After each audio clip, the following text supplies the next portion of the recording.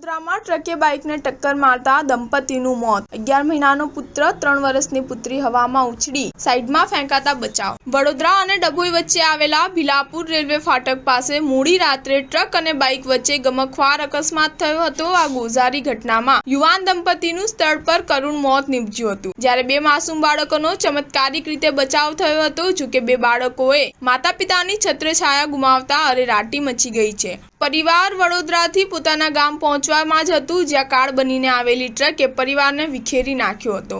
આ બનાવને પગલે ભીલાપુર વસાવા ફળિયામાં સન્નાટો વ્યાપી ગયો હતો। આ બનાવ અંગે મળેલી માહિતી પ્રમાણે ડભોઈ તાલુકાના ભીલાપુર ગામમાં વસાવા ફળિયામાં 24 વર્ષીય વિક્રમભાઈ શંકરભાઈ રાઠોડિયા, પત્ની આરતીબેન, 2 બાળકો જયા અને 11 માસનો પુત્ર સાહિલ સહિત માતા-પિતા અને 2 બહેનો સહિતના પરિવાર સાથે રહેતો હતો।